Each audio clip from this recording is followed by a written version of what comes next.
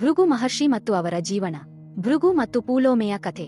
ಹಿಂದೊಮ್ಮೆ ಭೃಗು ಮಹರ್ಷಿಯು ತಮ್ಮ ಪತ್ನಿ ಪೂಲೋಮೆಯೊಂದಿಗೆ ವಾಸಿಸುತ್ತಿದ್ದರು. ಪೂಲೋಮ ಗರ್ಭಿಣಿಯಾಗಿದ್ದಾಗ ಭೃಗು ಮಹರ್ಷಿ ಸ್ನಾನಕ್ಕೆ ತೆರಳಿದರು ಮತ್ತು ಪತ್ನಿಗೆ ಹೋಮಾಗ್ನಿಯನ್ನು ಸಿದ್ಧಪಡಿಸಲು ಹೇಳಿದರು. ಆ ಸಮಯದಲ್ಲಿ ಪೂಲೋಮ ಎಂಬ ರಾಕ್ಷಸನು ಅಲ್ಲಿಗೆ ಬಂದು ಪೂಲೋಮೆಯನ್ನು ನೋಡಿದನು.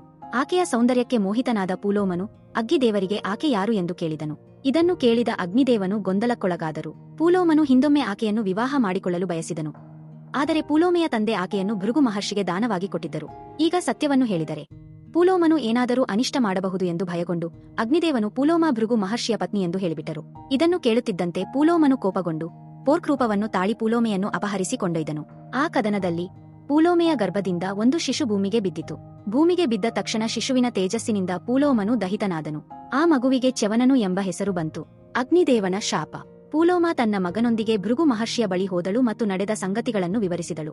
ಇದನ್ನು ಕೇಳಿ ಭೃಗು ಮಹರ್ಷಿ ಕ್ರೋಧಗೊಂಡು, ಅಗ್ನಿದೇವ, ನೀನು ನನ್ನ ಪತ್ನಿಯ ಪರಿಚಯವನ್ನು ಹೇಳಿದ್ದರಿಂದ ನನ್ನ ಮೇಲೆ ಅನಿಷ್ಟ ತಂದೆಯೇ, ಆದ್ದರಿಂದ ನೀನು ಸರ್ವಭಕ್ಷಕನಾಗಲಿ ಎಂದು ಶಪಿಸಿದನು.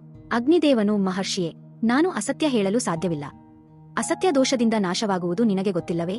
ನಾನು ಕರ್ಮಸಾಕ್ಷಿಯಾಗಿರುವ ಕಾರಣ ನನಗೆ ನೈತಿಕ ದೋಷ ತಗಲಬಾರದು. ಆದರೂ ನೀನು ನನಗೆ ಶಪಿಸಿದ್ದರಿಂದ ನಾನು ನನ್ನ ಜ್ವಾಲೆಯನ್ನು ಹಿಂಪಡೆಯುತ್ತೇನೆ ಎಂದು ಹೇಳಿದನು.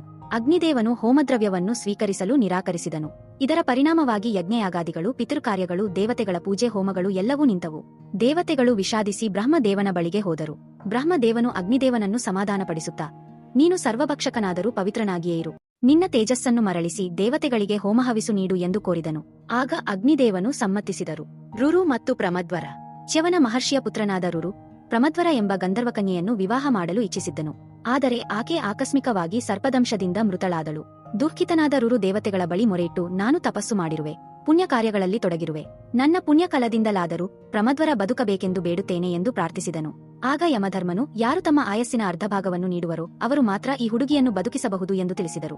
ರುರು ತಾನು ತನ್ನ ಆಯಸ್ಸಿನ ಅರ್ಧ ಭಾಗವನ್ನು ನೀಡಿದನು. ಇದರ ಪರಿಣಾಮವಾಗಿ ಪ್ರಮದ್ವರ ಪುನರ್ಜನ್ಮ ಪಡೆದಳು ಮತ್ತು ಅವಳನ್ನು ರುರು ವಿವಾಹ ಮಾಡಿಕೊಂಡನು.